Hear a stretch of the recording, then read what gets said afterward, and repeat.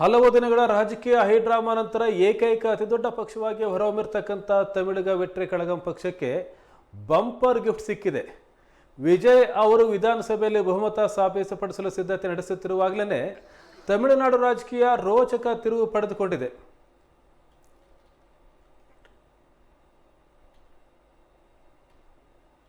SP. ವೇಲುಮಣಿ ಮತ್ತು CV. Shanmugam ನೇತೃತ್ವದ AIADMK ಒಂದು ಬಣ ಟಿವಿಕೆ ನೇತೃತ್ವದ ಸರ್ಕಾರಕ್ಕೆ ಬೆಂಬಲ ಘೋಷಿಸಿದೆ.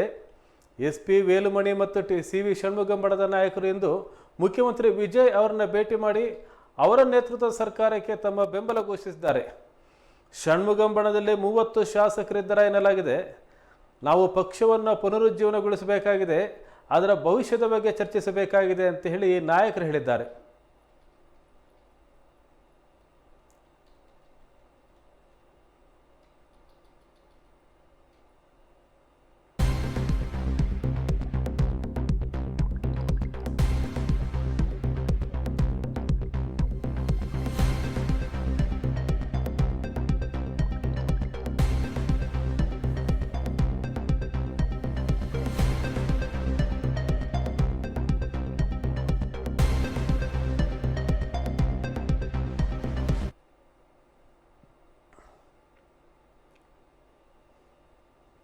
ದಳಪತಿ ವಿಜಯ್ ಅವರ ಅದೃಷ್ಟವೋ ಅದೃಷ್ಟ ಅನ್ಬೋದು.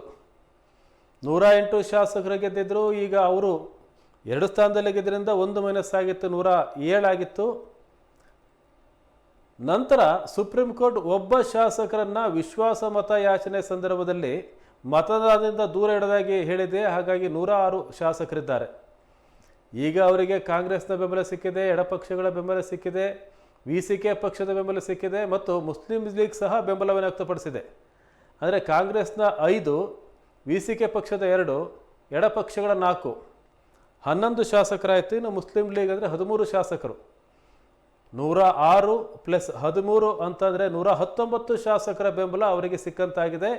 ಬಹುಮತಕ್ಕೆ 118 ಶಾಸಕರು ಬೇಕು. ಬಹುಶಃ ಒಂದು ಕಡಿಮೆ ಆಗೋದು, 117 ಆಗ್ಬೋದು. ಆದರೆ ಈಗ ಅದೃಷ್ಟ ಅಂತಂದರೆ ಎಐಡಿಎಂಕೆ ಪಕ್ಷದ ಒಂದು ಬಣ, 30 ಶಾಸಕರಿದ್ದಂಥ ಒಂದು ಬಣ ವಿಜಯ್ ಅವರಿಗೆ ಬೆಂಬಲಿಸ್ತೇವೆ ಅಂತ ಹೇಳಿದೆ. ಅವರಿಗೆ ಸಿಟ್ಟು ಯಾಕೆ ಅಂದರೆ ಎಐಎಡಿಎಂಕೆ ಪಕ್ಷದ ನಾಯಕರು ಪಳನಿಸ್ವಾಮಿ ಅವರು ಡಿಎಂಕೆಗೆ ಬೆಂಬಲಿಸ್ತೇವೆ ಅಂತೇಳಿ ಹೋಗಿ ಸ್ಟಾಲಿನ್ ಭೇಟಿಯಾಗಿದ್ದರು. ಎಐಎಡಿಎಂಕೆ ಪಕ್ಷ ಹುಟ್ಟಿದ್ದೇ ಡಿಎಂಕೆ ಪಕ್ಷದ ವಿರುದ್ಧ. ಅದರ ಜೊತೆ ಕೈ ಜೋಡಿಸ್ತೀವಿ ಅಂತ ಹೋಗಿದ್ದು ಇವರಿಗೆ ಯಾರಿಗೂ ಸಹ ಇಷ್ಟ ಆಗಿಲ್ಲ. ಹಾಗಾಗಿ ಅವರು ಟಿವಿಕೆ ಪಕ್ಷಕ್ಕೆ ಬೆಂಬಲ ಕೊಡ್ತೇವೆ ಅಂಥೇಳಿ ಅವರು ಹೊರ ಬಂದಿದ್ದಾರೆ. ಇಲ್ಲಿ ನೋಡಿ ಹೇಗಿದೆ ಆಟ ಅಂತಂದರೆ, ಎಐಎಡಿಎಂಕೆ ಪಕ್ಷ ರಾಷ್ಟ್ರಮಟ್ಟದಲ್ಲಿ NDA ಮೈತ್ರಿಕೂಟದ ಪಕ್ಷ. ದಳಪತಿ ವಿಜಯ್ BJPಯನ್ನು NDA ಮೈತ್ರಿಕೂಟವನ್ನು ವಿರೋಧ ಮಾಡಿ ಟೀಕೆ ಮಾಡಿನೇ ಚುನಾವಣೆಯನ್ನು ಎದುರಿಸಿದವರು ಮತ್ತು BJP ಸೈದ್ಧಾಂತಿಕ ವಿರೋಧಿ ಅಂತ ಹೇಳಿದವರು. DMK ಪಕ್ಷವನ್ನು ರಾಜಕೀಯ ವಿರೋಧಿ ಅಂತ ಹೇಳಿದರು.